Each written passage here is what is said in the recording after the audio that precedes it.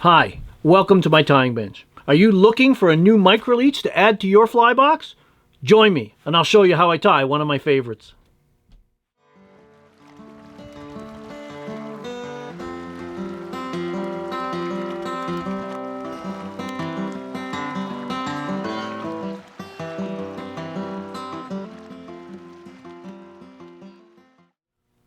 Hi, my name is Phil Rowley and welcome to my fly tying bench. If you've watched one of my videos before, thanks for watching and welcome back. If this is your first time watching one of my videos, please look around. There's lots of other great fly tying and fly fishing content to watch. If you like this video, please give it a like. If you enjoy the content on my channel, please subscribe. And if you hit that bell, you'll get notifications of future videos just like this one. Today, I'm going to show you how I tie one of my favorite micro leeches, the M&M or Mirage micro leech. One of my favorite patterns to try in early spring and late fall. And if you stick around to the end of the tying video, I'll have some tips on how I like to use this fly when I'm on the water. Here's the recipe. Let's get tying.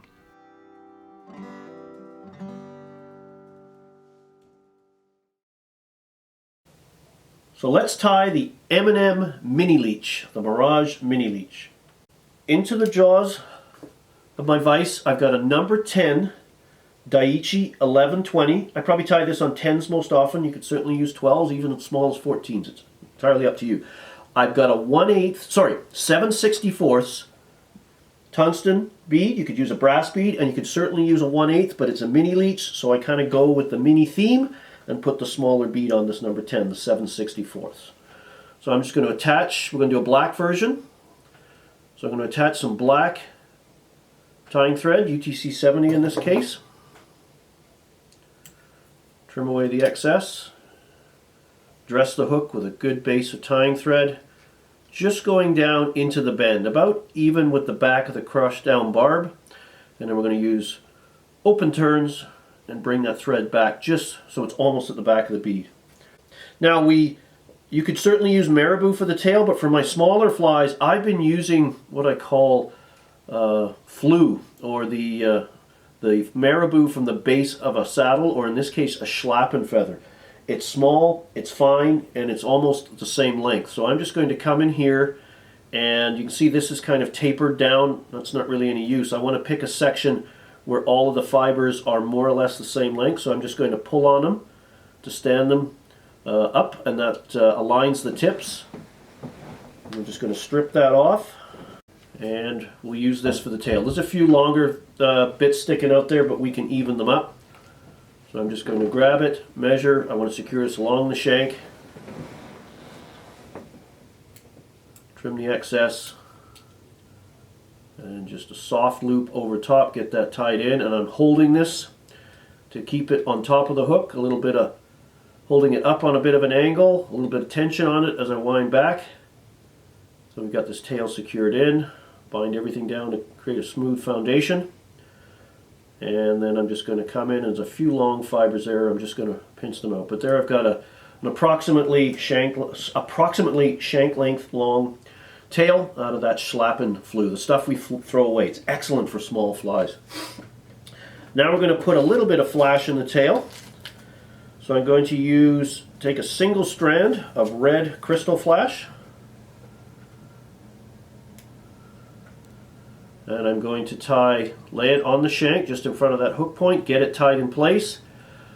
And you notice I've got a length sticking out in front and a length out behind. I'm going to start securing that length behind the tie-in point down the shank, come back up, fold the length forward of the tie-in point back over to the far side, and then just secure them both together, just walking gently that thread back right down to the base of the tail.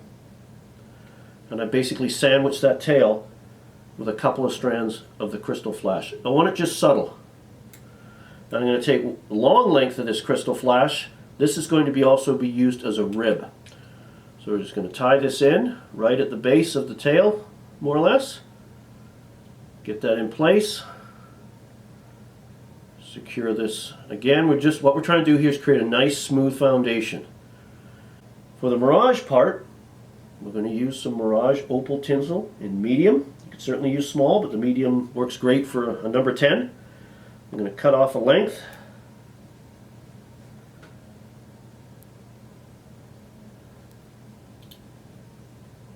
And we're going to secure that right at the base of the tail. Just get that secured, a short length of it, and then take our tying thread all the way up to the bead. Let it hang. And now we're just going to come and basically wind this Mirage all the way up in close touching turns to create this shiny underbody of sorts.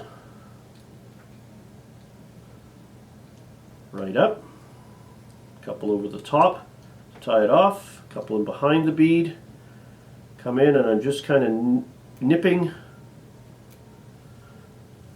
the remnants off, and we got this shiny underbody. Now, for the body material itself, we're going to use some black Ostrich Hurl. Very underrated material. We're just going to strip a length off. Got the little curly Q where it was attached to the stem. I'm just going to nip that off so I get right into the full part of the feather. And we're going to tie this kind of like you might do a woolly bugger. We're just going to get that lashed in place. And then we need a little help because it's brittle and we want to reinforce it. So what I'm going to do is you could use super glue, but in this case I'm going to use some bone dry. So Solar Res bone dry. Just put that little coat down. Make sure your curing light's handy. That's still wet, and we're just going to put a couple of turns right at behind the bead, and then just palmer this backwards, leaving a little bit of space between each wrap so that Mirage will shine through. So this is a micro leech that has a little element of attraction to it. And you could certainly use, with black and red always being a good color, there's no reason you couldn't use a red Mylar, holographic Mylar underbody. So we're just going to use this rib now. I've grabbed that to secure that down, and now I just sort of work this red through, and I get this interesting red and Mirage contrast. And we're using the crystal flash to secure and hold that Ostrich Hurl hackle that we're using for the body in place.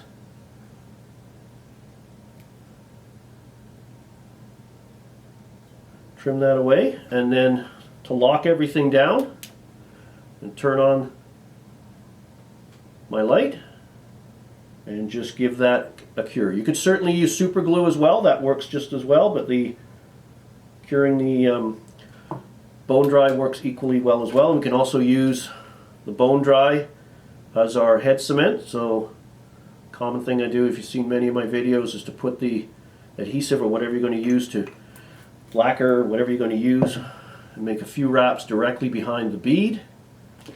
Get that Solar Res into where you need it to be, which is behind the bead and not in the Ostrich Hurl. 3 or 4 more turns for your whip finish.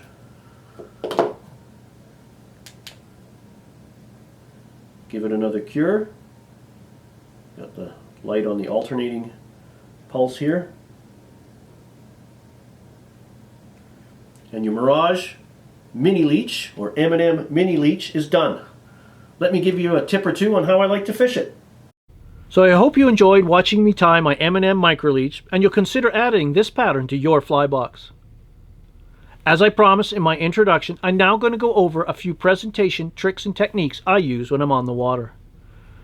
I typically fish micro leeches in early spring and late fall when the water is cool and trout are in the shallows. So it's a fly best presented under an indicator, a foot to 2 feet off the bottom, or just a foot or so above the weed tops. Of course, you can fish micro leeches throughout the season.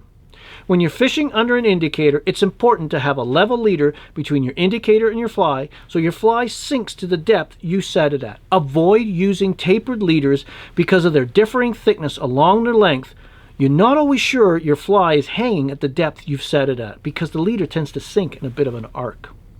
You want to fish these flies slowly or static. Just let them sit there or let the wind-induced ripple animate the fly. Of course, you can always add a 1-foot strip that'll pull the fly up and flutter it back down as it settles when that indicator stops.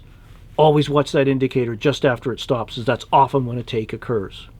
If you want to learn more about stillwater fly fishing or improve your stillwater fly fishing game, please consider downloading and subscribing to mine and Brian Chan's Stillwater Fly Fishing app. The links are in the description below. Thanks for watching. I hope to see you next time.